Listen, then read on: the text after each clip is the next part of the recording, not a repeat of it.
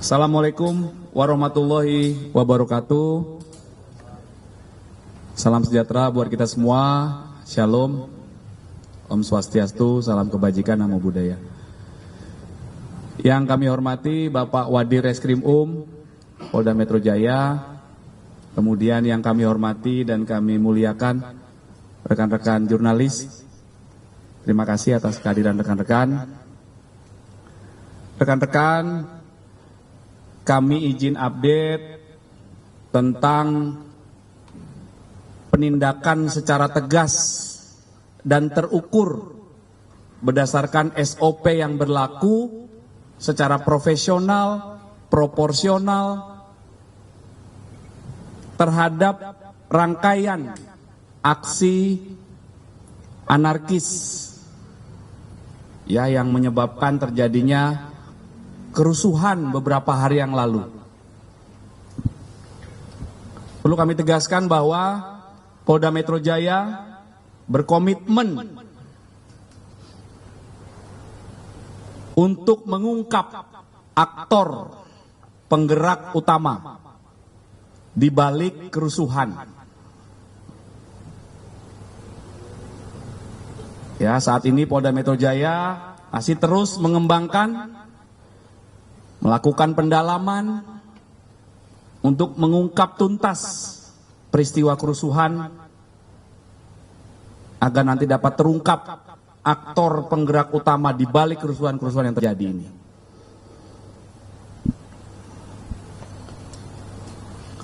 Kemudian perlu kami sampaikan bahwa Bapak Kapolda Metro Jaya berkomitmen menjaga Jakarta, rekan-rekan, ya. Di wilayah hukum Polda Metro Jaya memberikan perlindungan kepada masyarakat. Polda Metro Jaya memberikan rasa aman kepada masyarakat. Masyarakat tidak perlu khawatir. Kami ada 24 jam di lapangan melakukan upaya-upaya kepolisian agar situasi Kamtipmas yang kondusif dapat selalu terpelihara. Kemudian apabila masyarakat membutuhkan bantuan, pihak polisian tolong hubungi 110. Ya, kami terus menyampaikan ini agar masyarakat tidak bingung dalam menghubungi polisi. Ada 110 ya, bebas pulsa, gratis. Kemudian kami juga senantiasa mengaturkan terima kasih kepada seluruh lapisan masyarakat, para tokoh, potensi masyarakat, tokoh agama, tokoh pemuda, dan siapapun yang bekerja sama untuk menciptakan situasi Kamtipmas yang kondusif. Rekan-rekan, kami sampaikan lagi bahwa aksi-aksi anarkis ini dimonitor oleh Polda Metro Jaya diawali tanggal 25 Agustus 2025. Hasil monitoring oleh Polda Metro Jaya diketahui beberapa akun di media sosial itu menyebarkan flyer, kemudian menyiarkan secara langsung atau live melalui beberapa akun media sosial yang berisi ajakan anarkis. Hal ini memancing sebagian masyarakat, khususnya pelajar atau anak-anak sekolah, untuk datang ke sekitar gedung DPR MPR RI, sehingga terjadi beberapa peristiwa anarkis. Ya, perlu kami sampaikan lagi bahwa yang ditertibkan oleh Polda Metro Jaya adalah perusuh, orang-orang yang mengganggu ketertiban umum, ya, terhadap penyampai pendapat atau pendemo atau pengunjuk rasa. Itu dilakukan pelayanan pengamanan penyampaian pendapat tersebut. Tetapi kepada pihak lain yang datang ke lokasi langsung melakukan gangguan ketertiban, diawali dari membakar bendera dari kegiatan sebelumnya, naik ke atas pagar, merusak CCTV dan lain sebagainya. Ya, jadi tindakan-tindakan anarkis itu antara lain vandalisme, ya, mencoret-coret fasilitas umum, kemudian pembakaran kendaraan, pengerusakan kendaraan, pengerusakan pagar, pengerusakan CCTV di depan gedung DPR MPR RI, kemudian pengerusakan separator busway, kemudian pengerusakan beberapa fasilitas umum, pembakaran halte bus TJ, kemudian pengerusakan fasilitas atau bangunan-bangunan kepolisian. Kemudian aksi anarkis ini juga melakukan atau diwujudkan dalam bentuk menutup jalan tol. Ya, dan juga beberapa peristiwa penjarahan di beberapa kota yang terjadi beberapa daerah di wilayah hukum Polda Metro Jaya, di mana rangkaian peristiwa anarkis ini terjadi dari tanggal 25 sampai tanggal 31. Kemudian apa upaya yang dilakukan oleh Polda Metro Jaya saat menangani peristiwa anarkis tersebut? Itu diawali dengan imbauan-imbauan ya oleh semua petugas kami di lapangan kepada para pihak yang ingin merusuh ini, diimbau dulu. Kemudian akhirnya dilakukan upaya-upaya pengamanan. Ya, diamankan. Ada 1.240 yang diamankan, 611 diantaranya dewasa, dan 629 diantaranya anak-anak. Jadi mayoritas itu anak-anak, rekan-rekan. Ya, kami sudah jelaskan saat itu di lokasi di sekitar gedung DPR MPR RI, jam 8.30 pagi hari kedua pelaksanaan kegiatan pengamanan itu sudah diamankan 120 sekian pelajar yang berangkat dari Indramayu, dari Cirebon, dari Purwakarta, dari Cianjur, dari Serang, dari Bekasi, dari Depok, yang tujuannya adalah ingin ikut melakukan kegiatan di depan DPR MPR RI karena hasutan atau ajakan dari medsos, dan sebagian diajak oleh teman-temannya yang mengikuti hasutan tersebut dengan membawa barang-barang, ada yang membawa barang-barang yang berbahaya seperti yang rekan-rekan saksikan di depan kita ini. Ada bambu, ada busur panah ya, kemudian ada bom molotov, ada stick golf, mengambil batu di sekitar. Ya, inilah yang dilakukan, senantiasa diawali dengan imbauan-imbauan persuasif hingga akhirnya ditertibkan, diamankan. Khususnya anak diamankan untuk dicegah, dilindungi dia supaya tidak berada pada tujuan akhirnya, yaitu sekitar gedung DPR MPR RI, karena di situ daerah yang tidak aman buat anak. Ya, ini merupakan upaya Polda Metro Jaya memberikan perlindungan kepada masyarakat, rekan-rekan. Kemudian apa yang kami sampaikan ini dalam ruang lingkup TKP anarkisnya adalah di area gedung MPR RI, DPR MPR RI, kemudian di sekitar Gelora Senayan, kemudian di halte bis TJ di depan sebuah mall inisial F, kemudian di Mapolsek, aksi anarkis di Mapolsek Cipayung dan di Mapolsek Matraman. Kemudian perlu kami sampaikan bahwa akibat rangkaian aksi anarkis ini, yang pertama kami mendapatkan data dari rekan-rekan Pemprov Daerah Khusus Jakarta, fasilitas umum banyak yang rusak, taksiran kerugian sekitar 80 miliar rupiah. Kemudian kerugian yang kami alami terkait fasilitas atau bangunan Polda Metro Jaya senilai 180 miliar lebih. 180 miliar rupiah lebih. Antara lain Yang pertama, peralatan atau fasilitas bangunan dari mulai Mako Polres, Mako Polsek, Polsubsektor, Pospol Lalu Lintas. Kemudian beberapa material dan peralatan ada 3.430 unit. Kemudian kendaraan ada 108 unit. Kemudian fasilitas bangunan lainnya ada 76 unit. Rekan-rekan, inilah kerugiannya.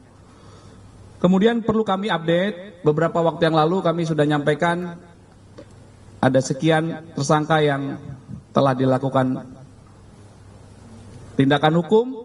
Kami update sampai dengan hari ini, dalam 4 TKP tadi setidaknya ada 43 tersangka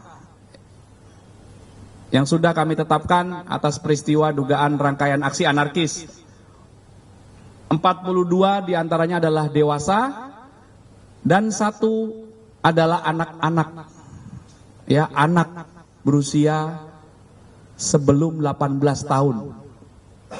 Ya, dengan kelompok pertama adalah yang melakukan penghasutan, ada 6 tersangka dan semuanya telah ditahan, telah dilakukan penahanan. Kemudian yang melakukan pengerusakan bangunan, fasilitas umum, kendaraan, melawan petugas, itu ada 37 orang tersangka, ya. Dari 43 orang ini 38 orang ditahan. Kemudian statusnya adalah DPO. Kemudian 1 tersangka itu dilakukan penahanan oleh Direktur Reserse Siber karena diduga melakukan tindak pidana dengan dasar laporan polisi yang ada di Siber dan juga di Direktorat Reskrim Kemudian 2 tersangka diminta untuk wajib lapor, kemudian 1 anak itu tidak dilakukan penahanan. Kemudian perlu kami sampaikan bahwa rangkaian peristiwa anarkis ini diawali dari perbuatan para tersangka yang menghasut. Apa saja perbuatannya? Yang pertama, para tersangka melakukan collab posting atau kolaborasi publikasi. Ya, yang kedua, mempromosikan ajakan aksi melalui medsos dan flyer dengan melibatkan influencer atau pemengaruh, di mana yang melihat penonton atau viewersnya ada sekitar 10 juta, yang mempromosikan ajakan kepada anak-anak sekolah untuk turun melaksanakan aksi yang berujung pada aksi anarkis. Dan ini dilakukan sebagai bentuk motivasi dari influencer ini agar mereka, anak-anak, ikut aksi di depan DPR MPR RI, sehingga akhirnya ada juga yang membawa sajam dan benda berbahaya lainnya, antara lain petasan juga. Kemudian perbuatan tersangka yang tergolong dalam klaster penghasut ini adalah menghasut lewat medsos anak-anak dan pelajar untuk melakukan aksi yang berujung anarkis, melawan polisi, ajakan untuk berbuat kerusuhan, serta penyampaian tidak perlu takut karena akan dilindungi. Kemudian dilakukan dengan cara collab posting atau kolaborasi publikasi, sehingga diartikan oleh para anak dan pelajar ini sebagai ajakan aksi anarkis. Ini fakta penyidikan yang ditemukan oleh penyidik. Ya, jadi ajakan hasutan itu diartikan oleh para anak sebagai ajakan untuk melakukan aksi anarkis. Kemudian yang dilakukan oleh tersangka ini adalah menyebarkan cara membuat bom molotov dan menyebarkan atau menyampaikan di grup itu ada untuk menyiram polisi di WA grup. Kemudian perbuatan lainnya adalah menyuruh untuk membuat dan mengirimkan bom molotov ke lokasi yang sudah mereka tentukan. Ya, jadi ini sangat memprihatinkan sekali, rekan-rekan. Ajakan hasutannya bukan untuk menyampaikan pendapat, tapi melakukan hal-hal yang berujung pada aksi kerusuhan, ya rekan-rekan. Kemudian kelompok selanjutnya adalah kelompok yang melakukan tersangka anarkis. Ya, ada 37 orang, tadi yang pertama penghasut 6 orang. Apa yang dilakukan para tersangka ini antara lain membakar motor, merusak mobil, merusak Mapolsek Cipayung, merusak Mapolsek Matraman, merusak separator busway, melempari pengguna jalan umum dan jalan tol, menutup jalan tol dalam kota di depan gedung DPR MPR RI itu. Kemudian merusak sarana prasarana Polda Metro Jaya dan jajaran. Kemudian membakar halte bus TJ, kemudian melempar bom molotov, membakar gerbang tol, melawan dan melukai petugas, dan juga melakukan tindakan pencurian dan perampasan terhadap barang milik orang lain. Sehingga terhadap para tersangka ada beberapa persangkaan pasal yang diterapkan oleh penyidik. Yang pertama, pasal 160 KUHP tentang penghasutan dengan ancaman pidana 6 tahun. Yang kedua, pasal 87 junto pasal 76H junto pasal 15 Undang-Undang Perlindungan Anak tentang merekrut atau memperalat anak dalam pelibatan dalam peristiwa yang mengandung unsur kekerasan dan membiarkan anak tanpa perlindungan jiwa. Ya, seperti perlindungan kami kepada anak jajaran saat ditemukan, diamankan, dilindungi untuk tidak masuk ke dalam area yang membahayakan perlindungan jiwa terhadap anak. Kemudian pasal yang ketiga adalah pasal 45A ayat 3 junto pasal 28 ayat 3 Undang-Undang ITE terkait dengan penyebaran informasi elektronik dan atau dokumen elektronik yang berisi berita bohong atau hoax yang menimbulkan kerusuhan di masyarakat dengan ancaman pidana 6 tahun. Kemudian pasal 170 KUHP tentang kekerasan secara bersama-sama di muka umum terhadap orang ataupun barang dengan ancaman pidana 5 tahun 6 bulan. Kemudian pasal yang kelima adalah pasal 363 KUHP tentang pencurian dan pemberatan dengan ancaman pidana 7 tahun. Kemudian pasal yang keenam adalah pasal 365 KUHP tentang pencurian dengan kekerasan dengan ancaman pidana 9 tahun.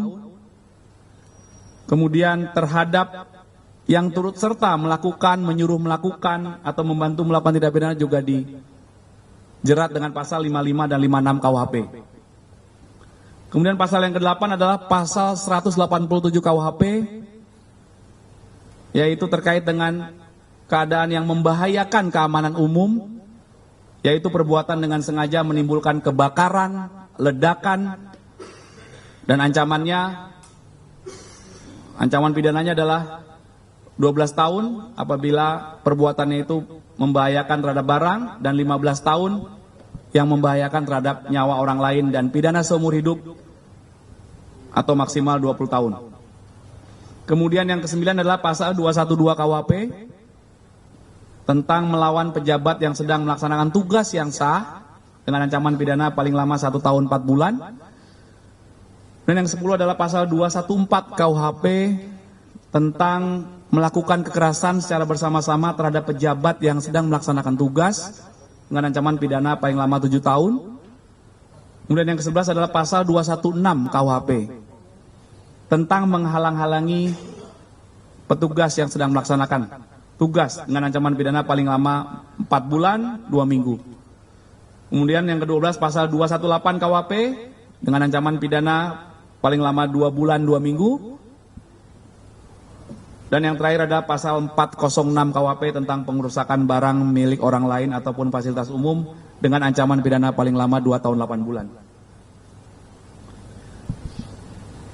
Jadi ini merupakan upaya Polda Metro Jaya atau Bapak Kapolda Metro Jaya menindaklanjuti arahan dari Bapak Presiden dan Bapak Kapolri terkait dengan menindak tegas para pelaku aksi anarkis yang menyebabkan terjadinya kerusuhan.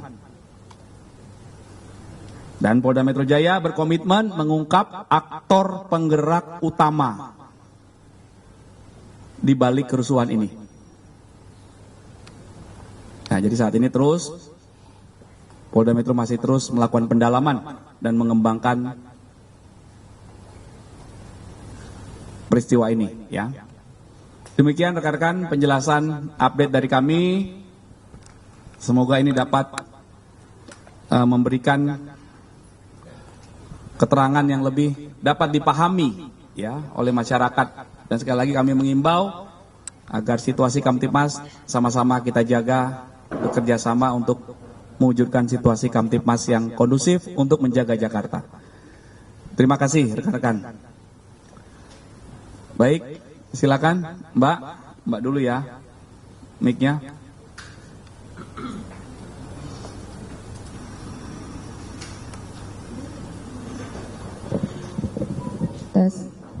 Halo, selamat malam Pak Kabid. Saya Nabila dari Tempo, mau minta penegasan pencerahan Pak.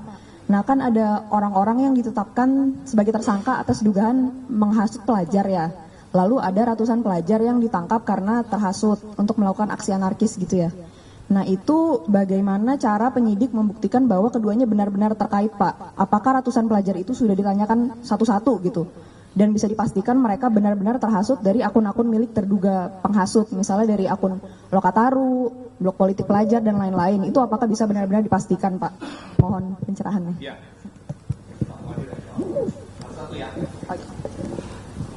Terima kasih.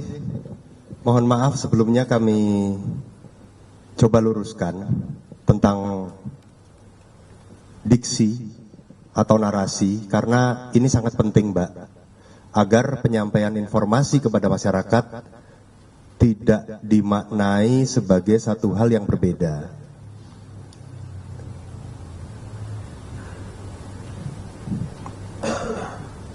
Mengenai penangkapan terhadap anak, saya luruskan, tidak ada anak yang ditangkap pada saat aksi penyampaian pendapat di muka umum.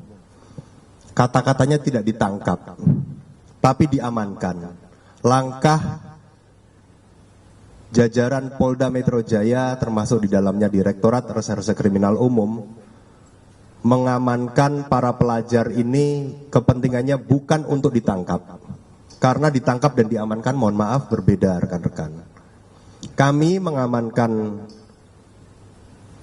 adik-adik pelajar dalam kegiatan penyekatan, yang kegiatan itu dimaknai sebagai kegiatan kepolisian yang bersifat preventif atau pencegahan. Kami berusaha melindungi anak-anak dari aksi-aksi yang seharusnya tidak dibenarkan dan sebaiknya tidak diikuti oleh anak-anak. Salah satunya aksi penyampaian pendapat di muka umum. Dari sudut pandang aturan sudah dijelaskan bahwa anak-anak memang tidak diperbolehkan. Lalu di dalam upaya mengamankan itu, kami juga memberikan perlindungan yang maksimal kepada anak-anak. Terhadap anak-anak yang kami temukan di area penyekatan sekitaran gedung DPR MPR sejak tanggal 25 dan tanggal 28 Agustus 2025 khususnya, itu kami bawa ke Mapolda Metro Jaya. Kami ingin mendalami bagaimana proses anak-anak ini bisa bergerak atau bisa tergerak untuk menuju ke DPR RI. Logikanya sangat mudah. Tanggal 25 Agustus dan tanggal 28 Agustus bukan hari libur sekolah. Dari situ kami mulai mendalami apa penyebab dari anak-anak ini bisa bergerak masif bahkan dari luar Jakarta menuju ke DPR MPR. Dari situ kami wawancara, kami ajak ngobrol dengan nyaman, tentunya berbeda. Permintaan keterangan antara orang dewasa dengan anak-anak. KPAI juga menyaksikan sendiri dan kami berikan akses untuk mewawancarai secara langsung anak-anak yang berada di Polda Metro Jaya. Dari situ kami melihat bahwa rangkaian penyelidikan, rangkaian pengumpulan informasi yang dilakukan oleh Direktorat Intelijen, Direktorat Reserse Kriminal Umum, Direktorat Reserse Siber Polda Metro Jaya memiliki pola kesamaan yang sama. Ada ajakan dalam bentuk konten, dalam bentuk narasi yang diterima oleh anak-anak di dalam media sosial, di dalam gadget. Dari situ kami perdalam kembali bentuk narasi seperti apa sehingga anak-anak bisa tergugah untuk ikut aksi tersebut. Terdapat kalimat-kalimat spesifik seperti seruan, ajakan yang tentunya kami mengerti karena memang dinamika aktivitas di bulan Agustus cukup dinamis sejak awal. Tidak hanya di Jakarta, tetapi di beberapa daerah lain. Sebagai contoh Kabupaten Pati. Saya rasa itu juga sangat menarik perhatian publik, sangat menarik perhatian media, dan narasi-narasi itu terus berkembang. Sejak peristiwa di Kabupaten Pati, sejak peristiwa rangkaian 15 sampai 17 Agustus, dan setelahnya. Banyak pihak-pihak yang menyuarakan aspirasi seperti teman-teman dari buruh, teman-teman dari mahasiswa, namun ada satu klaster khusus yang kami melihat ada upaya untuk mengajak pelajar dan anak agar ikut termobilisasi. Kepentingannya apa? Lalu kami lakukan pendalaman dan di tanggal 25 itu kami melihat dengan jelas terdapat massa yang tidak terkoordinir, sebagian besar anak-anak. Tidak teratur, tidak dalam ikatan satuan aksi atau apapun, tetapi datang tanpa tujuan yang jelas ke sekitaran DPR MPR. Temuan yang kami lihat di lapangan ini berbanding lurus dengan temuan yang kami lihat dalam upaya kami mengumpulkan informasi baik dari media online, media elektronik maupun media sosial. Jadi tidak serta-merta kami melihat ada suatu penghasutan yang masif, suatu mobilisasi anak yang masif. Tidak pada saat setelah terjadinya kericuhan saja, tapi bahkan sebelum aksi-aksi di pekan lalu Jakarta, kami sudah memetakan. Dari adanya persesuaian itu, antara anak-anak yang kami wawancarai, temuan di media, lalu perkembangan situasi yang terjadi, kami merangkai, ternyata ada kesamaan pola, ada upaya masif yang terjadi di media sosial dengan sasaran spesifik anak. Jelas, itu jelas. Lalu kita pelajari struktur polanya. Setelah kita pelajari struktur polanya, ini sebuah sistem yang bekerja. Mungkin tidak akan selalu terhubung, tapi jaringan ini bergerak dengan tujuan yang sama, menjadikan anak, menjadikan pelajar sebagai tameng, sebagai martir di berbagai aksi. Yang setelah kita lihat, karena tidak terkoordinir, karena tidak mengerti tuntutan spesifiknya, terjadilah peristiwa-peristiwa yang berujung kericuhan.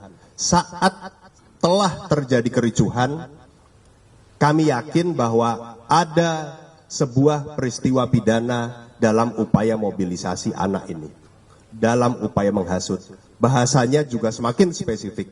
Proporsi pelibatan anak sejak tanggal 25 dan tanggal 28 sampai dengan tanggal 31 juga mengalami tren peningkatan. Hasil analisis kami yang mengikuti di dalam media maupun di lapangan langsung. Pelibatan anak di awal minggu tanggal 25 itu mencapai 51%. Ini sudah sangat mengkhawatirkan. Di peristiwa pasca tanggal 28 terdapat kericuhan yang merembet ke beberapa titik. Ini terdapat lonjakan mobilisasi anak menjadi 72%. Ini dalam konteks kita melihat dan dalam semangat perlindungan anak, ini angka-angka yang sangat mengkhawatirkan apabila aksi-aksi yang tidak terkoordinir, pelibatan anaknya jauh lebih besar daripada orang dewasa itu sendiri. Sehingga kami melihat bahwa penegakan hukum terhadap kelompok-kelompok penghasut, kelompok-kelompok yang berkolaborasi, kelompok-kelompok yang memanfaatkan influencer untuk melibatkan anak dan berimbas terhadap terjadinya kericuhan di beberapa titik yang berimbas terhadap perusakan tidak hanya aset pribadi tetapi juga fasilitas sosial, fasilitas umum dan fasilitas negara di berbagai kota. Ini sebuah peristiwa pidana. Semangatnya bukan hanya penegakan hukum tetapi jauh melampaui itu. Semangatnya adalah bagaimana kami menjaga, membentengi anak dan pelajar ini sebagai generasi penerus bangsa agar tidak terkontaminasi hal-hal yang belum menjadi porsi pemikiran anak-anak dan juga bahkan belum diketahuinya sebagai perbuatan-perbuatan yang kita ketahui bersama, perbuatan-perbuatan yang diatur dalam peristiwa pidana. Ini yang menjadi esensi mengapa terdapat klaster penghasut, terdapat 6 pelaku yang ditangani oleh Direktorat Reserse Kriminal Umum bersama-sama dengan Direktorat Reserse Siber. Kami melihat situasi sudah semakin mendesak untuk dilakukan penegakan hukum. Betul-betul pertimbangannya hanya perkembangan situasi. Bukti-bukti yang kami kumpulkan masih terus berjalan sampai saat ini. Pemeriksaan secara paralel untuk mengungkap keterhubungan mereka juga sampai saat ini masih terus berjalan. Mudah-mudahan nanti di hari ke depan kami bisa menyampaikan progres-progres kepada teman-teman media. Mungkin itu jawaban dari saya. Terima kasih. Silakan, Pak. Malam Pak Kabid, Pak Wadir, Jihan dari Kompas TV mau tanya, ini kan kita ketahui bahwa dari Direktur Lokataru sudah ditangkap begitu ya, dan ada minta konfirmasinya juga sekalian terkait penggeledahan kantor dari Lokataru sore ini, ada barang yang diamankan nggak sih Pak? Mungkin itu aja. Terima kasih. Kami membenarkan bahwa salah satu klaster tersangka yang kami ungkap dalam upaya penghasutan atau mobilisasi anak ini adalah salah satu direktur di yayasan atau lembaga inisial LF. Itu benar. Lalu hari ini mungkin rekan-rekan media juga sudah tahu, sore tadi tim penyidik dari Direktorat Reserse Kriminal Umum Polda Metro Jaya melakukan penggeledahan di satu tempat di Jakarta Timur. Itu merupakan bagian yang tidak terpisahkan dari rangkaian penyidikan terhadap klaster 6 ini. Tentunya dalam upaya kita melengkapi dan menambah bukti-bukti yang memang diperlukan untuk proses penyidikan. Hasilnya masih belum karena penyidik masih menyelesaikan upaya penggeledahan dan menginventarisir ulang barang-barang yang didapat untuk nanti dipergunakan dalam proses penyidikan. Terima kasih.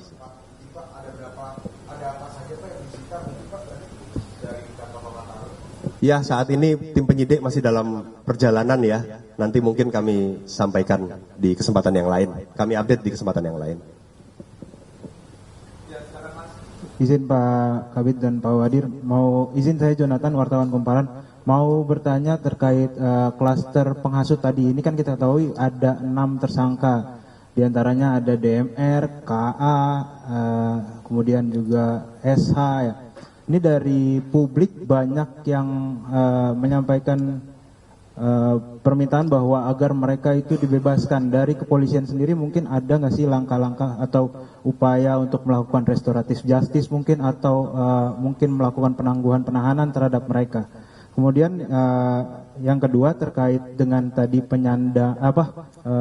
aktor utama dari aksi demonstrasi ini ya. Ini apakah termasuk nantinya akan diselidiki siapa penyokong dananya? Kemudian ini kan ada informasi bahwa aksi demonstrasi ini didanai dari hasil judi online di Kamboja. Itu apakah akan turut didalami? Kemudian yang ketiga terkait aksi penjarahan yang kita tahu menyasar beberapa anggota DPR seperti Pak Ahmad Saroni, Eko Patrio, dan Uya Kuya, Nafa Urba, dan lain-lain. Itu apakah saat ini Polda Metro Jaya sudah menetapkan tersangkanya, Pak? Itu aja, Pak. Terima kasih. Terima kasih. Rekan-rekan sekalian, penegakan hukum terhadap klaster penghasut dengan 6 tersangka ini kami lakukan sekali lagi di luar dari kepentingan hukum itu sendiri, di luar dari kepentingan kepastian hukum itu sendiri, kami juga melihat perkembangan situasi dan kepentingan umum, serta ini langkah dari Direktorat Reserse Kriminal Umum untuk menjaga anak dan pelajar, khususnya di Jakarta dan sekitarnya, agar tidak terpapar pemikiran-pemikiran atau perbuatan-perbuatan yang nantinya justru menjadikan si anak tersebut sebagai korban dari eksploitasi, korban dari berbagai kerusuhan yang terjadi. Lalu penahanan yang dilakukan oleh penyidik semata-mata karena kepentingan penyidikan. Mengapa? Karena kami tidak hanya berhenti di 6 tersangka ini. Dari hasil pemeriksaan, dari hasil pendalaman, dari hasil analisis bukti, dari hasil penyidik menemukan persesuaian antar alat bukti, masih ada beberapa orang lain yang perlu kami dalami keterlibatannya di dalam kelompok ini. Untuk jumlah dan nama, mohon maaf belum bisa kami sebutkan untuk kepentingan penyidikan. Kemudian beredar upaya-upaya seruan untuk membebaskan, tentunya kami memahami itu bentuk dari kebebasan berekspresi, masukan-masukan, pemikiran yang ada di masyarakat, yang ada di media juga kami ikuti. Kami tidak tutup mata, tutup telinga. Lalu masukan agar penyelesaian masalah ini diselesaikan dengan skema restoratif justice tentunya menjadi pertimbangan juga oleh penyidik. Namun saat ini kami fokus melengkapi bukti dan mengembangkan ke aktor-aktor yang lain. Untuk masalah penangguhan penahanan, tentunya kami melihat urgensi dan melihat kepentingan penyidikan ke depan. Yang dapat kami pastikan di sini, seluruh tersangka yang ditahan di Polda Metro Jaya mendapatkan pemenuhan hak dan mendapatkan pemantauan medis secara berkala. Itu dijamin oleh penyidik. Terima kasih. Untuk yang penjarahan mungkin klaster tersendiri akan kami sampaikan di tempat yang lain karena juga masih beberapa saksi masih kita periksa. Itu yang tadi kami sebutkan bahwa kami tidak berhenti di 6, namun kami kembangkan ke aktor-aktor lain. Aktor-aktor yang lain ini perannya bagaimana masih didalami oleh penyidik. Ya.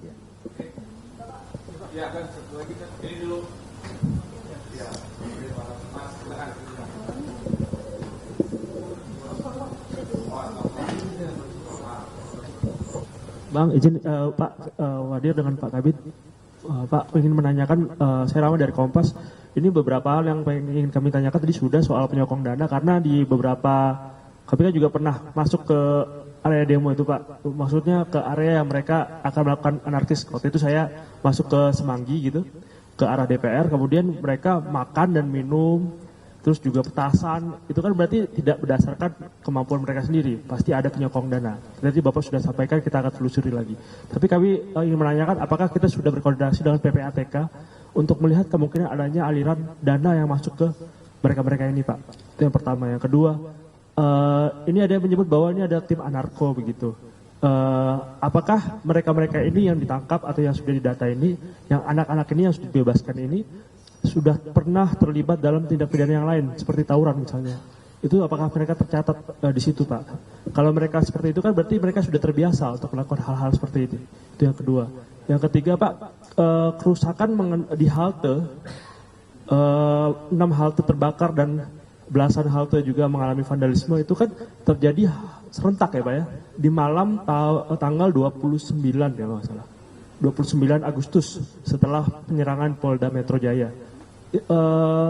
Sepertinya sangat kecil kemungkinan anak-anak itu bisa melakukan kerusakan dan vandalisme secara serentak tanpa ada arahan dari orang yang profesional begitu. Apakah kita sudah sampai ke sana? Terima kasih. Ya, terima kasih.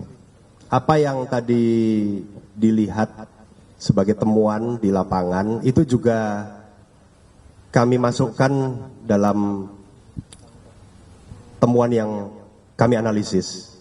Bagaimana petasan, bagaimana bekal yang dia bawa, itu sudah kami temukan dalam bukti-bukti yang tadi kami jelaskan bahwa rangkaian yang terjadi di tanggal 25 sampai 28 itu terhadap anak-anak yang bisa kami lakukan langkah prevensi, kita amankan, itu kami temukan bukti tersebut.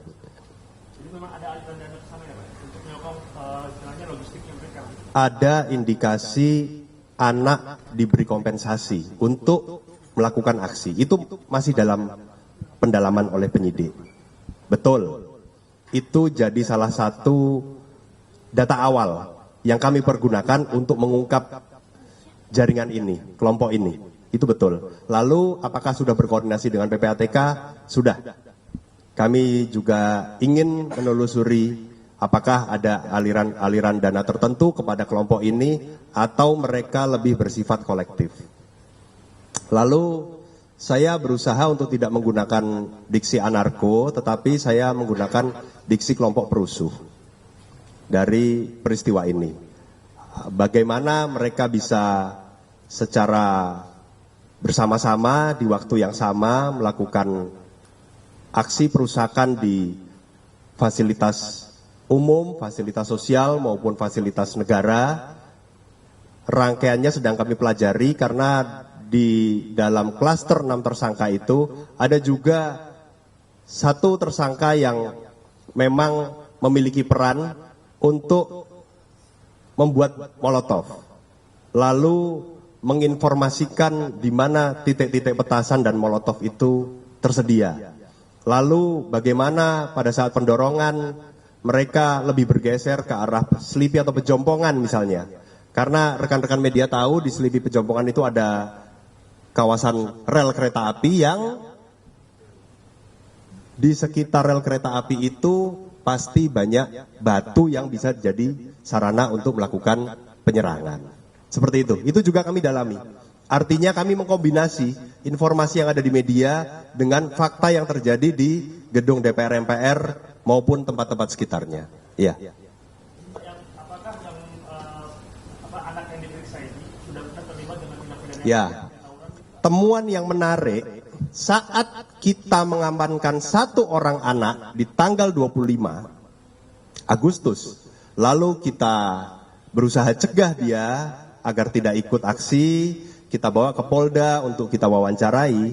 Ternyata di tanggal berikutnya, di tanggal 28-29, kita temukan dia juga ikut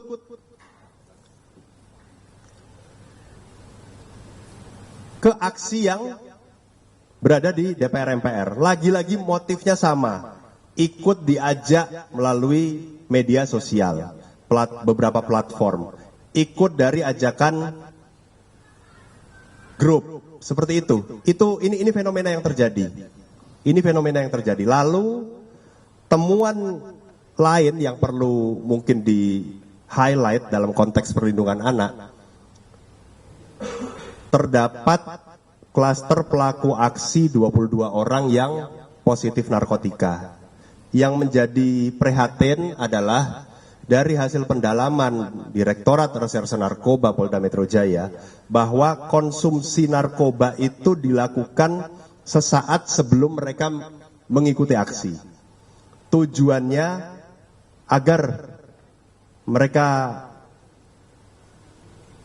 tidak memiliki rasa takut dan memiliki stamina lebih. Ini tentunya menjadi catatan yang cukup memprihatinkan dari aksi sepanjang minggu lalu khususnya di Jakarta. Itu mungkin. Berarti yang satu orang yang membuat opini, membuat bom Molotov itu berpisah dengan 4 orang aktivis itu ya Pak ya? Tidak, karena dia juga ikut menyebarkan. Karena dia juga berkolaborasi, ikut menyebarkan, bagian dia memberikan tutorial pembuatan bom Molotov. Sehingga aksi mobilisasi, kemudian ajakan yang eksplisit seperti menyerang, mengepung, memukul, ini dikombinasi dengan tutorial-tutorial pembuatan Molotov ataupun titik-titik di mana petasan atau Molotov itu bisa didapat.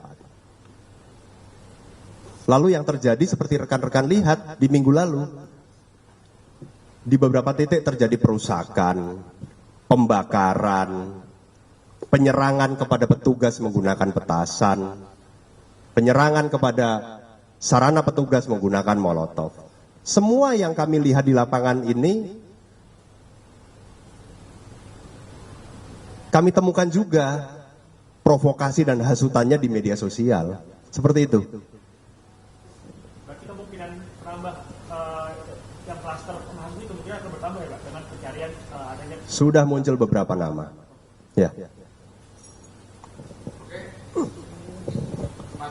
Malam Pak Kabid, Pak Wadir, Irul Berita 1. Saya ingin tahu terkait dengan jumlah tadi sekitar 1.200-an yang diamankan.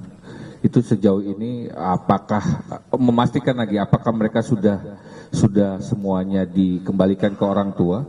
Terus yang kedua terkait dengan tadi kan jumlah yang diamankan. Kalau saya ingin tahu terkait dengan jumlah anggota kepolisian atau pihak keamanan yang terluka ada berapa?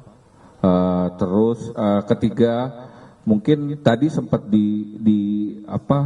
dikatakan bahwa tadi sore sudah ada salah satu tempat yang diperiksa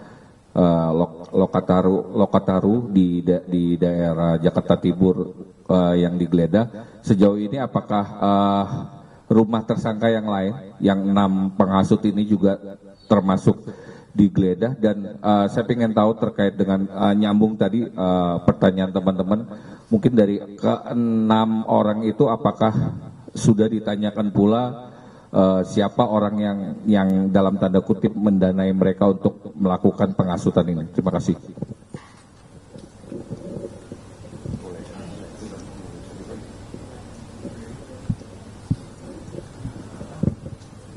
Ya, untuk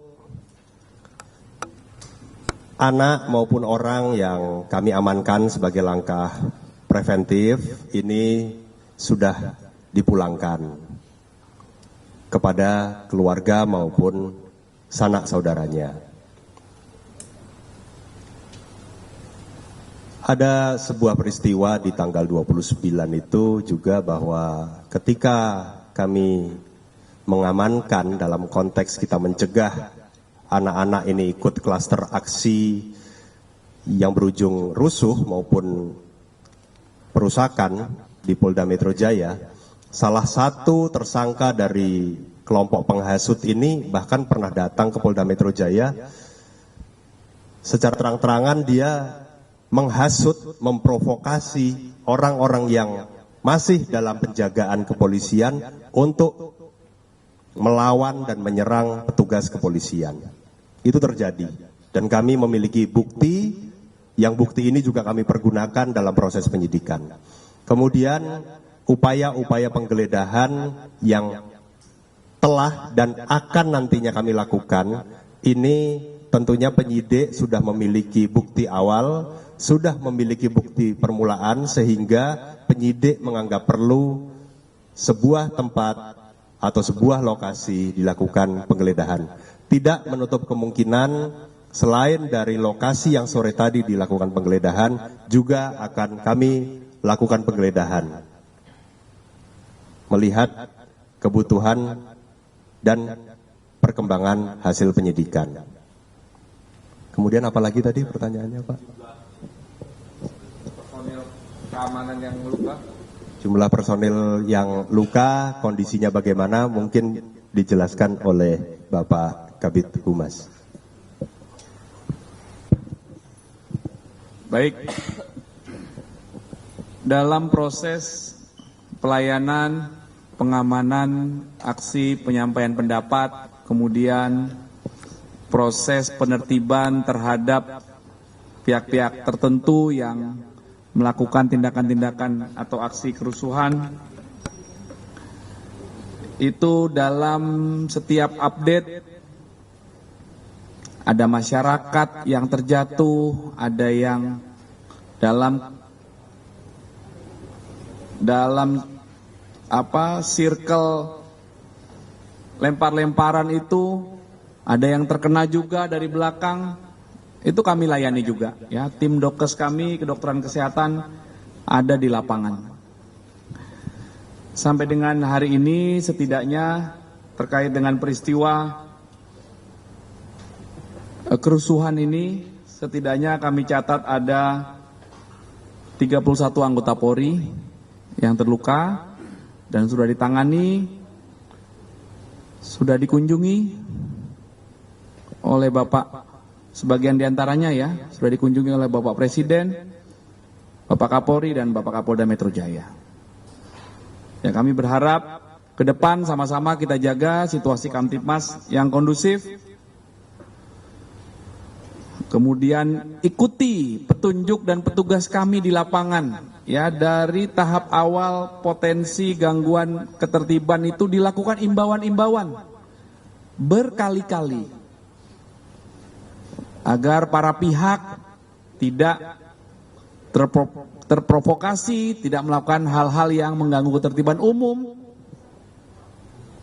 Kami ada di lapangan waktu itu, melihat secara langsung bagaimana adik-adik kami, ya saudara-saudara kami saat tanggal 28 itu menyampaikan pendapat di depan gedung DPR MPR RI, itu dengan tertib, tiba-tiba satu persatu dengan atribut yang tidak berseragam. Kalau adik-adik mahasiswa ini menggunakan atribut seragam, masuk satu persatu, mayoritas berpakaian berwarna hitam, langsung membakar.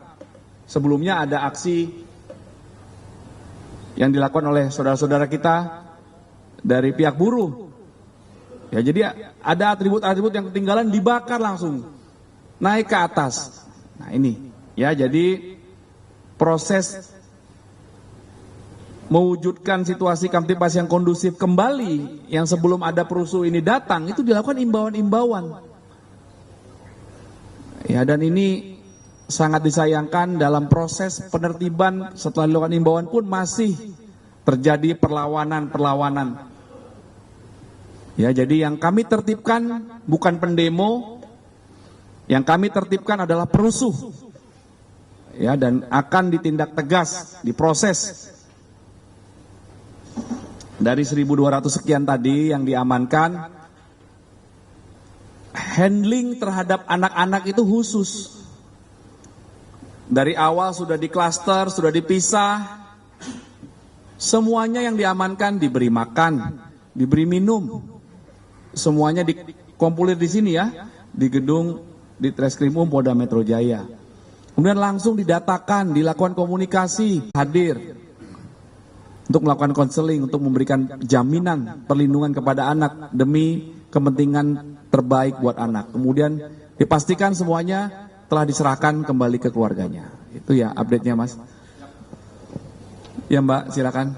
Ya, Pak, Hana dari Berita ID, Pak, mau tanya soal yang peristiwa penjarahan di rumah Eko sama Ahmad Syaroni sendiri udah dilimpahin ke Polda apa belum, Pak? Nanti kami akan jelaskan, izin untuk malam ini kita ruang lingkupnya adalah terkait penjarahan ya, perusakan fasilitas umum dan melawan petugas ya, aksi kericuan. Tapi sudah dilimpahkan ya Pak berarti? Sudah ya. Dari Polres Jaksel sama Utara bilangnya sudah dilimpahkan ke Polda. Ya, rincinya nanti ya, update ya. Ada beberapa yang dilimpahkan, ada yang masih ditangani Polres. Ya. Oke, cukup. Satu lagi, Mbak. Mita dari BTV, izin sedikit saja Pak terkait tadi disampaikan tentang pengamanan dari anak-anak pelajar dalam unjuk rasa begitu ya. Nah, saya ingin tahu sebenarnya bagaimana sih SOP dari pengendalian massa demonstran khususnya untuk anak-anak, karena kalau beberapa teman-teman yang di lapangan mungkin melihat beberapa saat kejadian adanya gas air mata yang diarahkan kepada pelajar begitu. Sebenarnya SOP-nya itu seperti apa? Karena di publik sendiri bertanya-tanya apakah dibenarkan ada yang seperti itu dan ya seperti apa? Demikian. Terima kasih. Baik. Dalam upaya pelayanan pengamanan penyampaian pendapat ya, yang bentuknya antara lain demonstrasi atau unjuk rasa, kami berharap pihak-pihak yang ingin menyampaikan, dan ini sudah dilakukan kemarin, saudara-saudara kami, saudara-saudara kita, adik-adik kita buruh, saudara-saudara kita mahasiswa buruh, itu menyampaikan informasi terlebih dahulu berdasarkan aturan yang berlaku di Undang-Undang Nomor 9 tahun 1998 tentang penyampaian pendapat di muka umum. Itu memberitahu kepada pihak kepolisian, ada korlapnya, koordinator lapangannya, ada pemberitahuan tertulisnya. Kemudian korlap itu atau yang menjadi penanggung jawab aksi berkomunikasi aktif dengan Polda Metro Jaya untuk dilakukan komunikasi, nanti yang datang berapa, apa yang mau disampaikan, atributnya apa, kemudian jam berapa, rutenya dari mana, titik kumpulnya. Ini terjadi komunikasi yang baik. Berdasarkan hasil komunikasi itu, Polda Metro Jaya berkewajiban untuk memberikan pelayanan pengamanan dengan menyiapkan konsep rencana pengamanan. Di sisi lain, deteksi dini terus dilakukan. Makanya rekan-rekan dari jajaran Polres itu melakukan upaya-upaya perlindungan, pencegahan, penyekatan tadi. Ya, penyekatan. Ya, ada ratusan anak yang berhasil diamankan, dicegah. Diamankan untuk dilindungi, dicegah.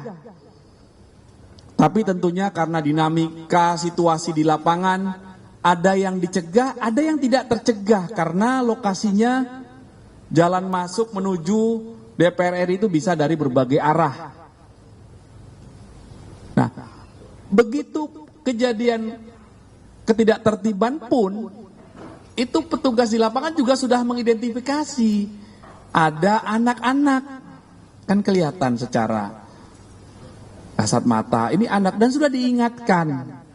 Nah, ini yang kami sayangkan, karena tadi ada hasutan, ada yang 2 orang mengkonsumsi narkoba. Ya, Pak Wadir kalau nggak salah cerita, diinterogasi salah satu anak, kenapa bawa stick golf dipegang? Lo kok megangnya gitu? Kenapa? Ya memang untuk memukul petugas. 13 tahun ya Pak Wadir ya. Ini sangat memprihatinkan. Jadi SOP-nya adalah tahapan-tahapan. Makanya kami tegaskan tadi ada imbauan secara persuasif. Tahapan SOP-nya ada. Jadi mohon dengan hormat, teman-teman media juga menyampaikan bahwa yang ditertibkan adalah perusuh, Mbak. Bukan pendemo yang ditertibkan, bukan. Perusuh. Itu berbeda. Ya. Mbak bisa bayangkan kami di lapangan, jalan tol ditutup, ini kita pelemparan dan lain sebagainya. Itu bukan penyampaian pendapat. Bukan sama sekali. Dan proses pergantian orang akhirnya tergeser malah adik-adik mahasiswa itu yang tanggal 28 itu kelihatan tergeser, malah jadinya langsung rame. Tidak pernah menyampaikan pendapat satu kalimat pun. Itu hal yang berbeda, makanya sudah kami tegaskan hati-hati. Itulah pentingnya komunikasi dengan pihak yang ingin menyampaikan pendapat. Ayo sama-sama jaga, jangan sampai ada penyusup, jangan sampai ada orang-orang yang tidak bertanggung jawab yang ingin memanfaatkan situasi. Ya. Namun situasi sampai dengan saat ini aman terkendali.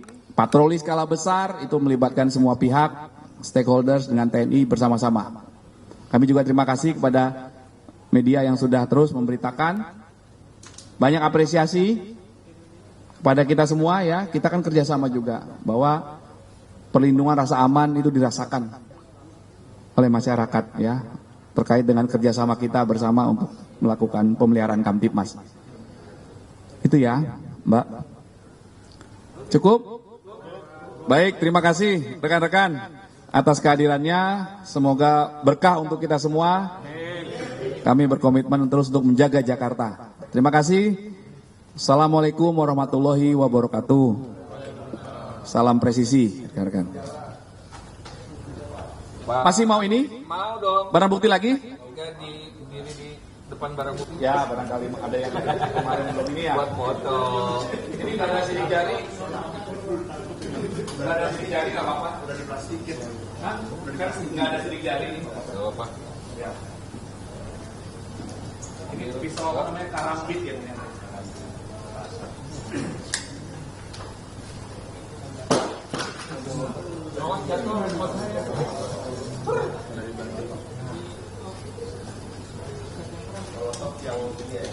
Ya, ya.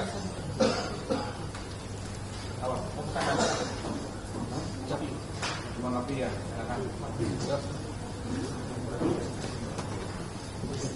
Izin. Tengah ya. Ada.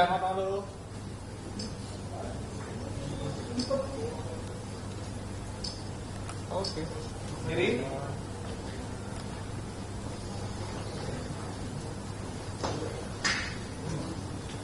Ya, kanan.